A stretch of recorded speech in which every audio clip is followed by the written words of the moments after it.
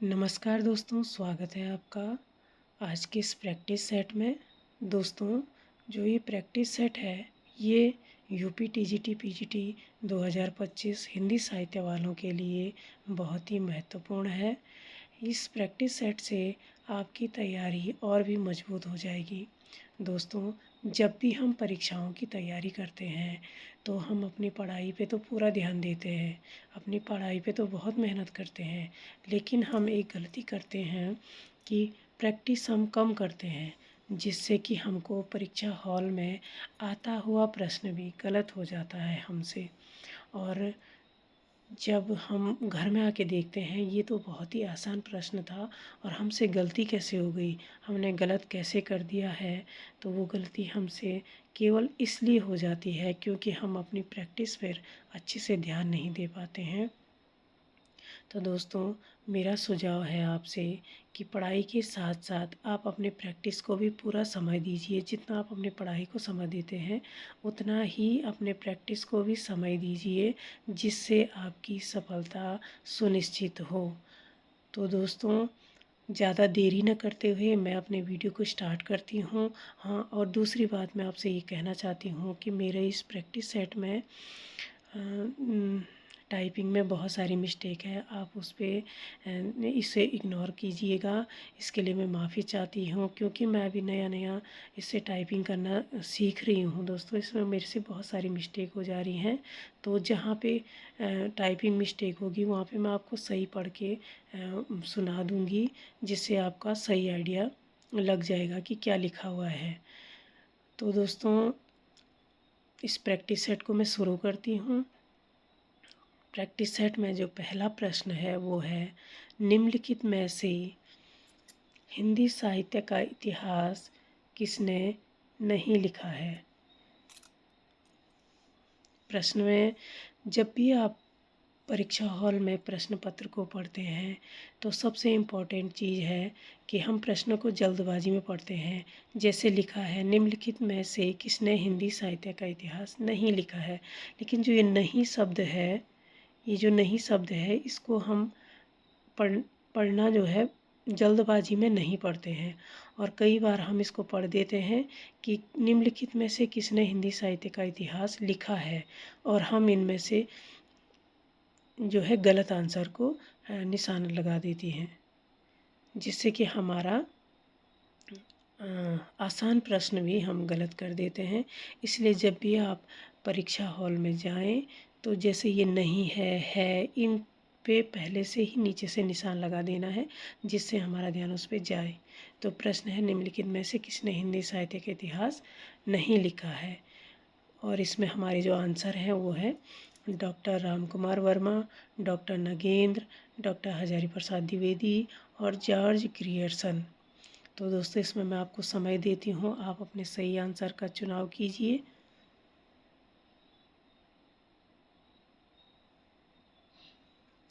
तो उम्मीद करती हूँ आपने सही आंसर चुन लिया होगा, और इसमें जो सही आंसर वो है डॉक्टर नगेंद्र। जो डॉक्टर नगेंद्र है डॉक्टर नगेंद्र ने हिंदी साहित्य का इतिहास नहीं लिखा है, उन्होंने हिंदी साहित्य के इतिहास का संपादन किया है। और जो डॉक्टर राम कुमार वर्मा, डॉक्टर हजारी प्रसाद द्विवेदी और जॉर्ज ग्रियर्सन है, इन्होंने हिंदी साहित्य का इतिहास लिखा हुआ है। तो बढ़ते हैं अगले प्रश्न की ओर। प्रश्न नंबर 2 है, रीतिकाल को श्रृंगार काल की संज्ञा किसने दी है। तो दोस्तों, ये जो टाइपिंग मिस्टेक है वो यहाँ पे हो रखी है, इसको मैं आपको ऑप्शन पढ़ के बता देती हूँ, जिसमें ऑप्शन ए है आचार्य रामचंद्र शुक्ल,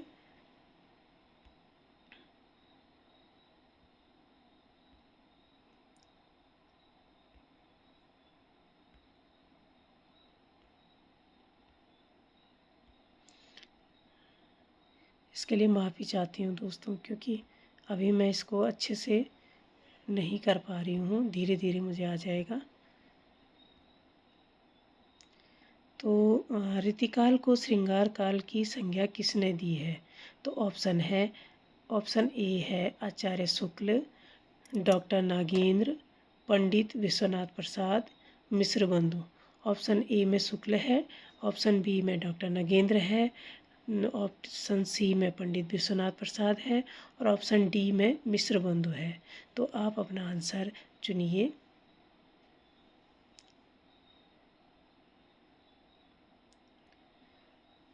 तो दोस्तों इसका जो सही आंसर है वो है पंडित विश्वनाथ प्रसाद मिश्र। पंडित विश्वनाथ प्रसाद मिश्र ने हिंदी साहित्य हिंदी साहित्य में रीतिकाल को श्रृंगार काल की संज्ञा दी है। बढ़ते हैं हम अपने अगले प्रश्न पर। प्रश्न नंबर 3, किस इतिहास लेखक ने अपने इतिहास ग्रंथ में लगभग 5000 कवियों का विवरण दिया है? तो हमारे जो ऑप्शन है वो है, ऑप्शन नंबर ए है शिव सिंह सेंगर। दोस्तों जो ये शिव सिंह सिंगर नहीं है, ये शिव सिंह सेंगर है।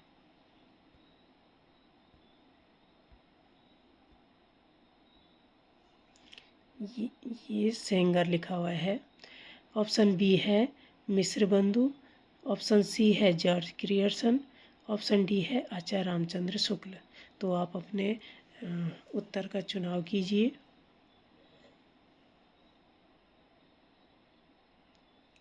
तो दोस्तों इसका जो सही आंसर है वो है, किस इतिहास लेखक ने अपने इतिहास ग्रंथ में लगभग 5000 कवियों का विवरण दिया है?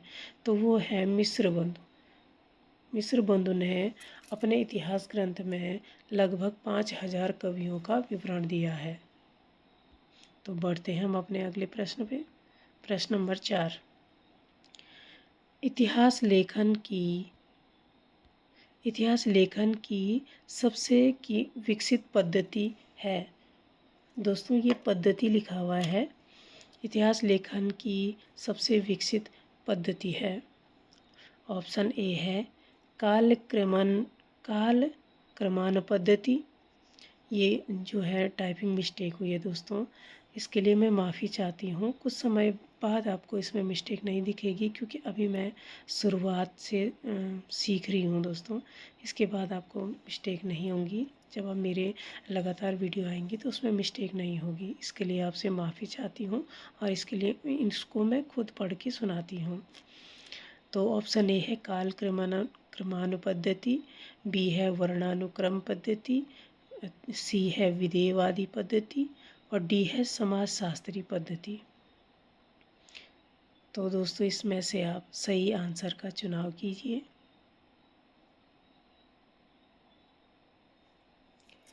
इसका जो सही आंसर है वो है विधेयवादी पद्धति, ऑप्शन नंबर सी। इसी पद्धति का यूज जो है आचार्य शुक्ल ने भी हिंदी साहित्य के इतिहास लिखने में किया है। तो बढ़ते हम अपने अगले प्रश्न की ओर।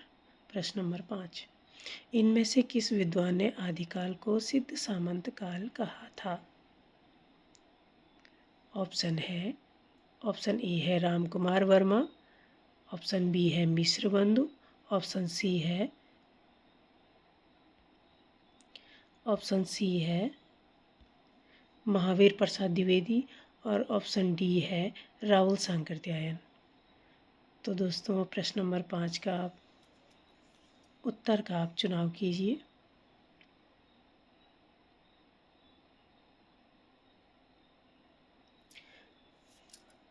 प्रश्न नंबर 5 का जो सही आंसर वो है Rahul Sankrityayan, option number D. इनमें से किस विद्वान ने आदिकाल को सिद्ध सामंत का, ये जो प्रश्न है ये बहुत सारी परीक्षाओं में कई बार पूछा गया है दोस्तों, और इसीलिए ये प्रैक्टिस सेट आपके लिए बहुत ज़रूरी है। बढ़ते हैं अगले प्रश्न की ओर। प्रश्न नंबर 6, हिंदी साहित्य का आलोचनात्मक इतिहास के लेखक हैं?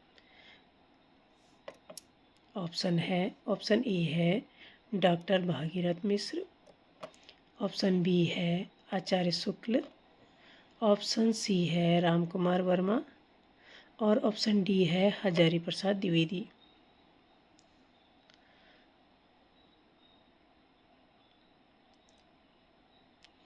तो उम्मीद करती हूँ दोस्तों आपने अपने ऑप्शन का चुनाव कर लिया होगा। तो हिंदी साहित्य का जो आलोचनात्मक इतिहास है उसके लेखक हैं doctor Ram Kumar Verma, option number C. तो बढ़ते हम अपने अगले प्रश्न की ओर। प्रश्न नंबर 7। हिंदी साहित्य के इतिहास लेखन की परंपरा का सूत्रपात किसने किया था? तो हिंदी साहित्य के इतिहास लेखन की परंपरा का सूत्रपात किसने किया था? ऑप्शन नंबर ए है दोस्तों, ये टाइपिंग मिस्टेक है, इसमें लिखा है गारसादा तासी।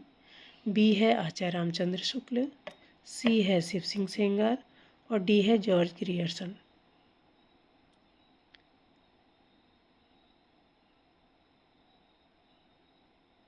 तो इसका प्रश्न नंबर 7 का जो सही आंसर है वो है ऑप्शन नंबर ए, गारसादा तासी।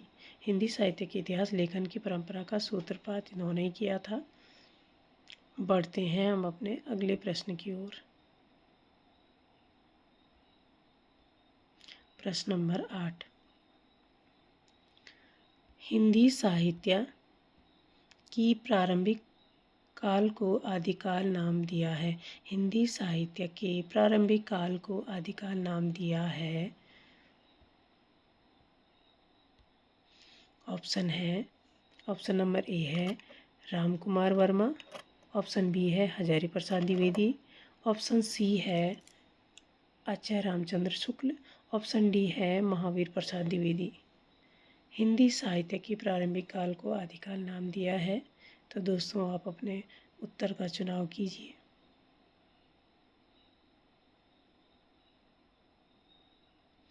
प्रश्न नंबर 8 का जो सही आंसर है वो है Hazari Prasad Dwivedi, option number B. Hindi साहित्य के प्रारंभिक काल को आदिकाल हजारी प्रसाद द्विवेदी ने कहा था। बढ़ते हैं हम अपने अगले प्रश्न की ओर। प्रश्न नंबर 9। डॉक्टर रामकुमार वर्मा ने हिंदी साहित्य का आरंभ कब से माना है? प्रश्न नंबर 9 का के जो ऑप्शन है वो है ऑप्शन नंबर ए है 1000 ईस्वी, ऑप्शन नंबर बी है 700 ईस्वी, ऑप्शन नंबर सी है 693, ऑप्शन नंबर डी है 1050। इनमें से आपको सही आंसर बताना है।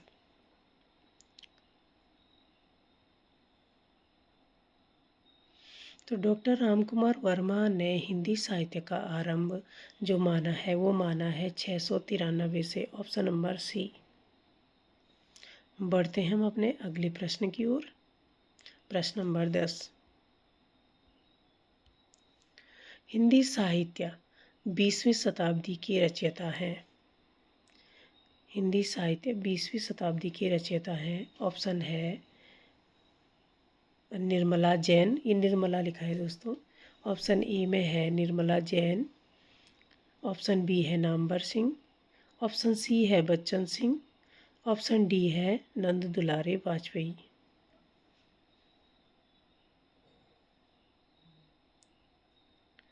हिंदी साहित्य 20वीं शताब्दी की जो रचयिता हैं वो है ऑप्शन नंबर डी, नंद दुलारे वाजपेयी। तो बढ़ते हैं हम अपने अगले प्रश्न की ओर।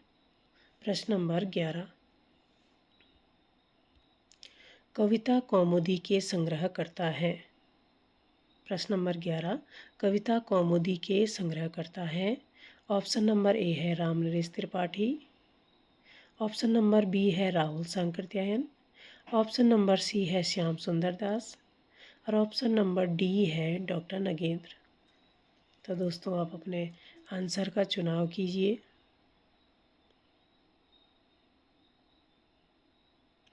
प्रश्न नंबर 11 का जो सही आंसर है वो है राम नरेश त्रिपाठी। बढ़ते हैं हम अपने अगले प्रश्न की ओर। प्रश्न नंबर 12। मिस्र बंधुओं लिखा है दोस्तों, ये यहाँ पे ये बंधुओं लिखा है, मिस्र बंधुओं में शामिल नहीं है। ये प्रश्न बहुत इम्पोर्टेंट है दोस्तों। इन जो मिस्र बंधु 3 मिस्र बंधु हैं इनका नाम आपको याद होना चाहिए, क्योंकि ये प्रश्न कई बार पूछा गया है और इनमें से किसी एक को 3 तो वो रहते ही हैं, लेकिन उनमें से किसी एक को दे देते हैं और हमें कंफ्यूज हो जाता है कि इनमें से कौन है कौन नहीं है। तो आपको तीनों के नाम याद होने चाहिए। तो इनमें से मिस्र बंधुओं में जो शामिल नहीं है, ऑप्शन नंबर ए है Ganesh Bihari, option number B है Keshav Bihari Mishra, option number C है श्याम बिहारी और ऑप्शन नंबर डी है सुखदेव बिहारी मिश्र।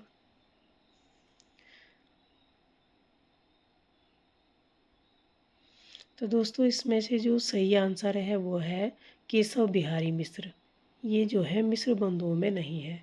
ये जो तीन नाम हैं ये आपको याद करने हैं, गणेश बिहारी मिश्र, श्याम बिहारी मिश्र और सुखदेव बिहारी मिश्र। तो बढ़ते हैं हम अपने अगले प्रश्न की ओर। प्रश्न नंबर 13, संस्कृति के 4 अध्याय नामक प्रसिद्ध ग्रंथ लिखा है।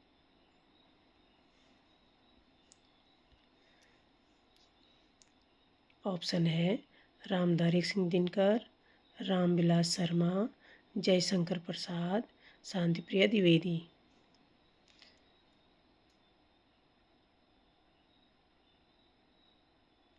तो इस प्रश्न नंबर 13 का जो सही आंसर है वो है ऑप्शन नंबर ए रामधारी सिंह दिनकर। संस्कृत के 4 अध्याय नामक प्रसिद्ध ग्रंथ रामधारी सिंह दिनकर का है। तो हम बढ़ते हैं अपने अगले प्रश्न की ओर। प्रश्न नंबर 14, प्रश्न नंबर जो 14 है वह शिव सिंह सरोज का रचना काल है। ये कल नहीं दोस्तों, काल होगा। शिव सिंह सरोज का रचना काल है। ऑप्शन नंबर ए है 1810, ऑप्शन नंबर बी है 1830, ऑप्शन नंबर सी है 1836, ऑप्शन नंबर डी है 1833।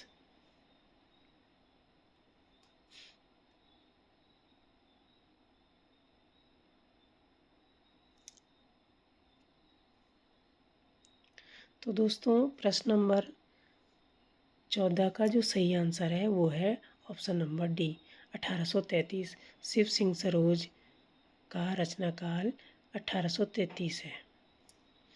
परीक्षाओं में कई बार क्या होता है कि हमें रचना ऐसे मिलान वाला प्रश्न आ जाता है और एक साइड हमको रचनाएं दी रहती हैं और एक तरफ हमारी जो उनका रचना काल होता है वो लिखा होता है। तो हमको मिलान करने के लिए आ जाता है दोस्तों। तो इसमें हमको रचनाओं के जो रचना काल है वो भी याद होने बहुत ज़रूरी है। बढ़ते हैं हम अगले प्रश्न की ओर। प्रश्न नंबर 15, निम्नलिखित में से किस रचनाकार ने अपना लेखन गद्य तक ही सीमित रखा है। ऑप्शन है, ऑप्शन ए में है चंद्रधर शर्मा गुलेरी, ऑप्शन बी है प्रेमचंद, ऑप्शन सी है आचार्य शुक्ल और ऑप्शन डी है राहुल सांकृत्यायन। तो दोस्तों आप अपने इस प्रश्न का उत्तर का चुनाव कीजिए।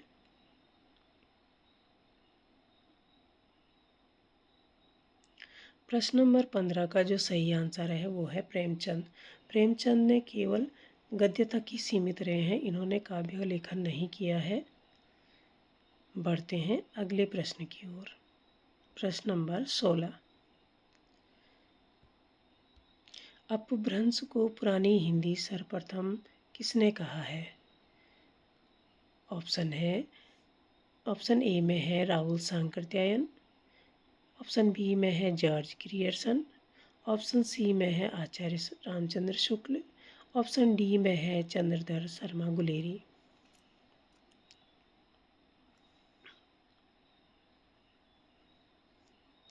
तो दोस्तों प्रश्न नंबर 16 का जो सही आंसर है वो है चंद्रधर शर्मा गुलेरी। बढ़ते हैं हम अपने अगले प्रश्न की ओर। प्रश्न नंबर 17, आचार्य शुक्ल ने हिंदी साहित्य का आरंभ कब से माना है। ऑप्शन है, ऑप्शन नंबर ए है संवत 1000 से, ऑप्शन नंबर बी है संवत 1050 से, ऑप्शन नंबर सी है 1075 से, ऑप्शन नंबर डी है संवत 1100 से। तो आचार्य शुक्ल ने जो हिंदी साहित्य का आरंभ माना है वो माना है ऑप्शन नंबर बी 1050 से। बढ़ते हैं हम अपने अगले प्रश्न की ओर। प्रश्न नंबर 18। किस कवि को अभिनव जयदेव के नाम से जाना जाता है? ऑप्शन ए में है भवभूति, ऑप्शन बी है विद्यापति, ऑप्शन सी है नरसिंह मेहता, ऑप्शन डी है रविदास।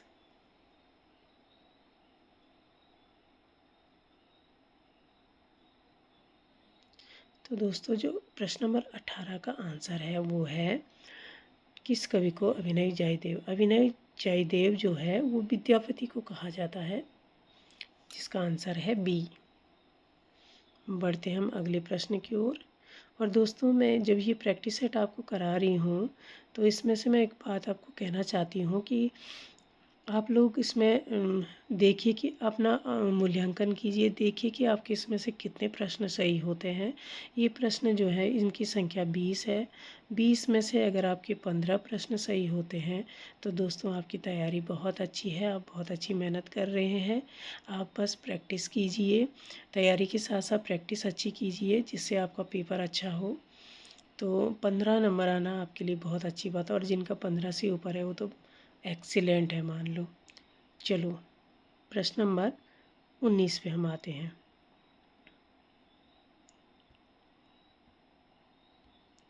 कीर्तिलता किस भाषा की रचना है? ऑप्शन नंबर ए है मैथिली, ऑप्शन नंबर बी है अपभ्रंश, ऑप्शन नंबर सी है अवहट, ऑप्शन नंबर डी है ब्रज।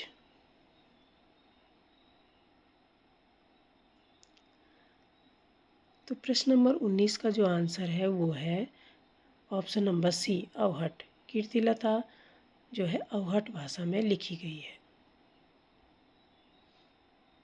आगे बढ़ते हैं प्रश्न नंबर 20। और दोस्तों जो ये प्रश्न नंबर 20 है इसका आंसर आप मुझे कमेंट बॉक्स में बताएंगे। इसका आंसर मैं आपको नहीं बताऊंगी, और इसका आंसर आप सभी मुझे कमेंट बॉक्स में लिख के बताएंगे। प्रश्न नंबर 20 है, सरहपा का संबंध निम्न में से किससे है? ऑप्शन ए है सिद्ध साहित्य से, ऑप्शन बी है नाथ साहित्य से, ऑप्शन सी है रासु साहित्य से, ऑप्शन डी है जैन साहित्य से। तो दोस्तों ये रहा आज का पूरा प्रैक्टिस सेट, और इसमें से जो प्रश्न नंबर बी है इसका आंसर आप मुझे लिख के देंगे कमेंट बॉक्स में। और ये हमारा जो है पूरा प्रश्न 20 प्रश्न हमने कंप्लीट कर दिए हैं।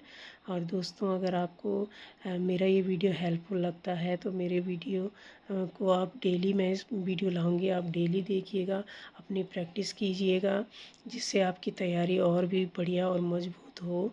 क्योंकि कई बार हम जो है बिना प्रैक्टिस के पेपर देने चले जाते हैं, और जो बहुत ही आसान से आसान प्रश्न होते हैं उनको हम गलत करके आ जाते हैं, जिससे घर आके बस मूड ही ख़राब होता है कि ये कैसा प्रश्न, कितना आसान प्रश्न हमने जो है गलत करके आ गए हैं। तो इसका बस एक ही सॉल्यूशन है, अब ज़्यादा से ज़्यादा प्रैक्टिस करें, चाहे कहीं से भी करें, बस प्रैक्टिस करें आप। और मेरा ये वीडियो अगर आपको अच्छा लगता है दोस्तों, हेल्पफुल लगता है, तो मेरे वीडियो को आप लाइक कीजिए, शेयर कीजिए अपने दोस्तों के साथ, ज़्यादा से ज़्यादा लोगों के साथ शेयर कीजिए। तो मिलते हैं मैं आपको अगली वीडियो में। ऐसे ही महत्वपूर्ण प्रश्नों को मैं आपके लिए चुन चुन कर लाऊंगी दोस्तों, जो आपकी तैयारी में बहुत ही हेल्पफुल साबित होंगे। आप ये मेरा पहला प्रैक्टिस सेट है। ऐसे ही मैं रोज़, जब तक आपका पेपर नहीं होता है तब तक मैं आपके लिए प्रैक्टिस सेट लाती रहूँगी। तब तक के लिए धन्यवाद।